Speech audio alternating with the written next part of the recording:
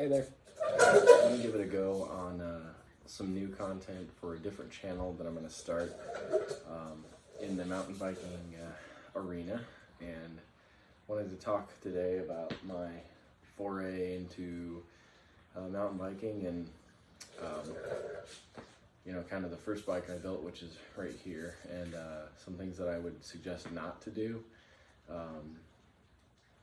So I got this bike, basically the frame with wheels, forks, and the crank on Facebook Marketplace for like 50 bucks, which was not a bad price considering what it is. I mean, MotoBikini is a pretty renowned brand for high-end bikes, more in the XC area rather than like heavy duty trail riding and stuff like that. So I bought the bike, didn't do any research ahead of time, which is something that I would definitely strongly advise against doing. Do some research and try to figure out what your size should be, the geometry that you're looking for. Go to a bike store and sit on some things, even if you don't want to buy something new. Try to get some sort of idea of what fits you before you just go buy something. So it was surprising. Like, the bike basically came with nothing else. The seat post is original, the crank, yeah, that's pretty much it. The bars and the stem were on the bike, but I repainted them and stuff. So yeah, the headset is actually original, but the fork had the wrong crown race on it when I got it, so that was a fun thing to have to deal with. So I had to, I thought I had my bike all ready to go, like ready to hit the trail, and then I put the forks on and they didn't sit in the bearing, like the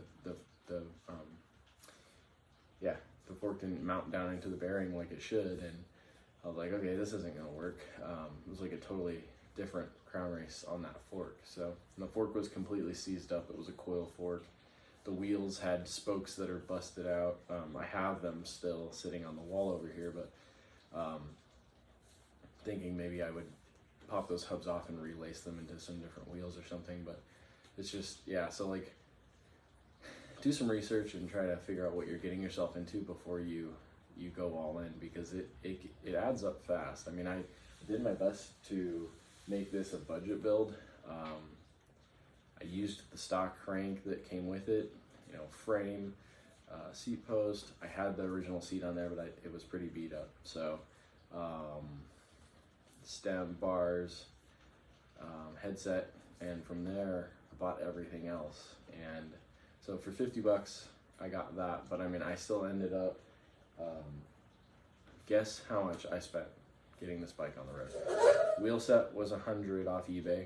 They're WTB wheels. They are FX28. They are brake and disc.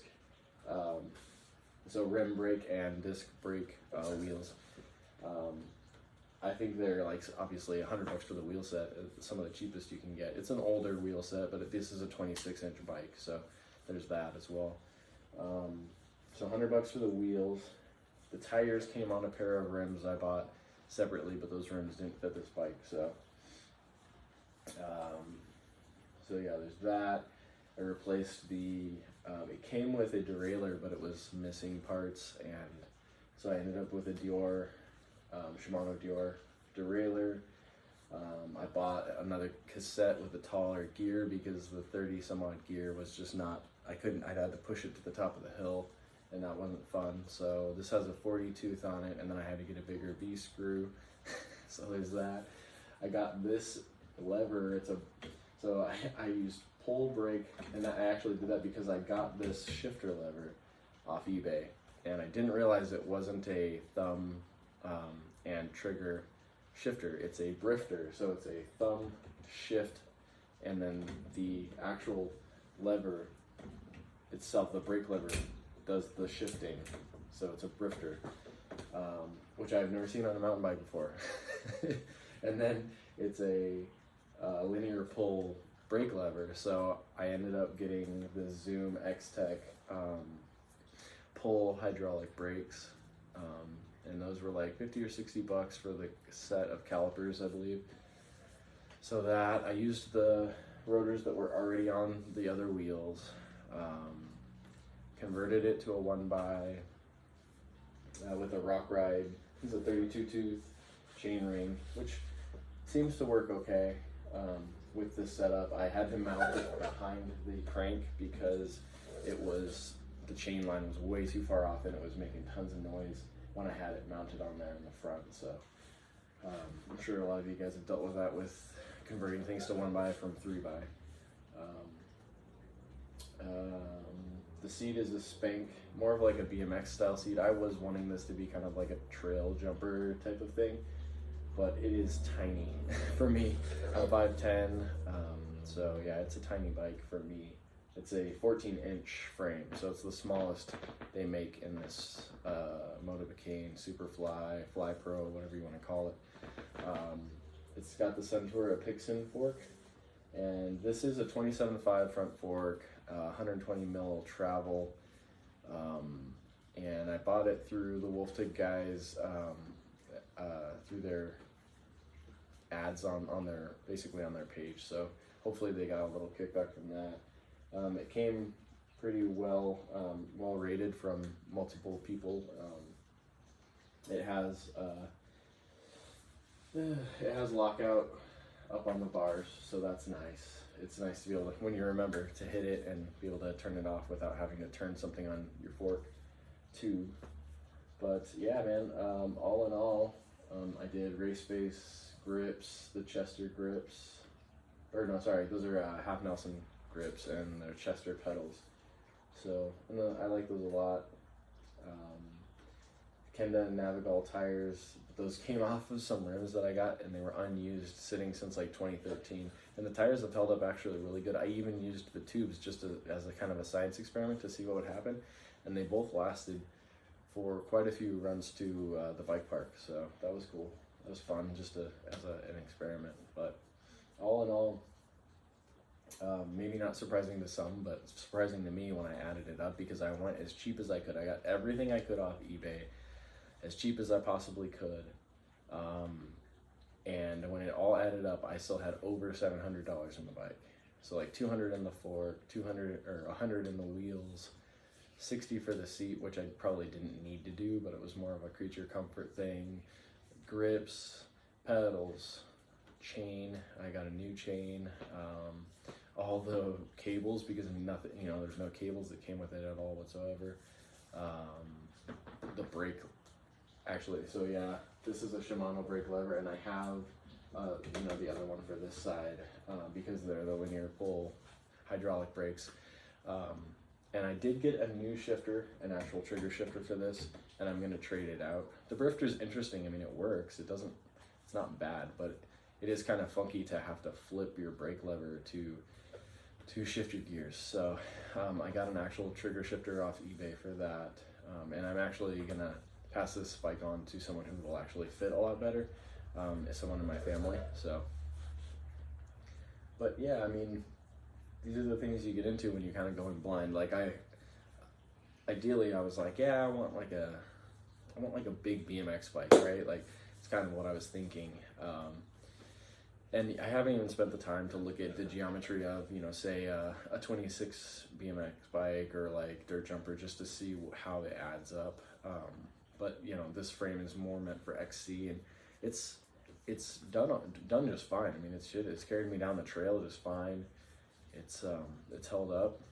The only thing that I've had happen is when I had to change the B screw because of the bigger 40 tooth chain ring on the back, on the cassette. That hung me up a little bit. What else? Anything else? I mean, nothing major that I can speak of. It's been really good, but it's just tiny for me. So it's like, I saw some pictures of me riding around on it, and it looked so goofy, and I was like, okay, yeah, this doesn't make any sense. So I actually ended up with a Jamis, or Jamis, however you say it, Jamis High Point A2 that I scored for a really good price.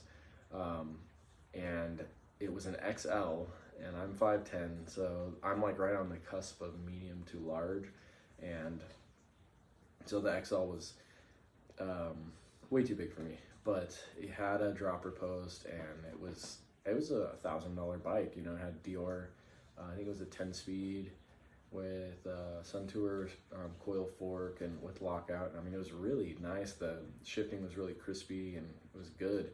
I rode it at the bike park a couple times before it snowed real hard and couldn't go back, but it just was blatantly too big for me. When I had the seat all the way up, I mean, I was like not good, you know. And so I actually found a dude who had a bike that was too small for him, and so this guy is actually going to go up here and get some love today.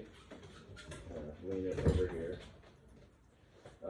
So yeah, this is a kind of a oddball, like 2010, 2011 Trek Scratch, and it's if I can get it, I'll have to do another video, but it's a full suspension. I mean, it's pretty rowdy made bike.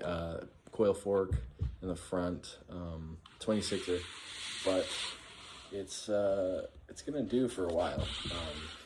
I'm gonna take it apart and clean it up today, and I've got some new parts I'm gonna throw at it, so that'll be fun. I'll try and get a video together of that. But yeah, I just wanted to go over, you know, if you're thinking about getting into bikes and want to try to go the cheap route, I would advise looking for something that's complete and used near you and waiting, because like I said, I got a $50 bike, but I didn't think about the fact that it was going to take so much to get it going down the road, you know, or down the trail or whatever you want to call it. So could I have done it cheaper? Yeah, probably. Had I gone locally to find parts and things. But then there's a lot of areas where you get into where, like, it's just anything custom. And if you ever mess with anything customized, you'll know that, you know, it's a slippery slope. Once you start changing one thing, everything changes. And especially with these older bikes, right? Like, I was almost done building it, and then I ended up having to get the nut that goes on the other side of the crank to pull the crank arms together on the assembly. I didn't have that nut. It didn't come with the bike, you know. And it's kind of like the top race on the fork. It's like you just don't think of these things, and then, you know, you're like, oh cool, I'm gonna get to ride this thing finally, and then you're like, you know, it's just like one hit after another. So I could have probably done it more intelligently. I mean, there's a local bike co-op here in Ogden, Utah, where they you know, they probably have tons of parts that I could have worked with, and I found out about it later after I had already been riding a bit and stuff. So yeah, but I mean, that's just my advice, is look for a specialized, you know, Rockhopper or something, a Jamis, the Trail X. I mean, I've seen a few of those. I mean, those are $1,000 bikes and with good gear on them, and they have the Advent, micro-shit Advent on them, and I've seen a couple of them on Marketplace for like $300 or $400. So they don't have high resale, but I mean, it's good enough, especially for a hardtail. So you know, it's fun. So I want to keep releasing some videos, mountain bike related. I want to do some original music mountain bike related. Oddly enough, I'll kind of keep you posted on that, but I have some ideas there. I'm a musician of over 20 years playing guitar and bass and things, and just getting into mountain biking. But I did have a bunch of BMX bikes when I was a kid that I used to screw around on, and, you know, Haro and Dyno and all these things. So it's been fun. I have a son that's 5 years old, and so got him a little bike and trying to get him riding, and hopefully it can be something we can do together going forward. So just I was thinking that I wanted to be a custom motorcycle builder and things like that. And that's just really, I mean, this isn't cheap, but motorcycles are pricey, and, you know, you can die on them. So at least with mountain bikes, for the most part, as long as you wear some good gear, you're not going to kill yourself, you know, doing anything too crazy. I mean, it's fun to get out in the wilderness, and it's actually my cardio. I was working out at a local boot camp gym, and my cardio's actually gotten way better since I started biking, even above and beyond what I was doing in the high intensity like boot camp class. So I can speak to the health benefits for sure. And I mean, I think if anybody can get out there on a bike, it's a lot of fun. So yeah, and with that, I'm gonna end this video, and I'll talk to you sometime soon. Peace.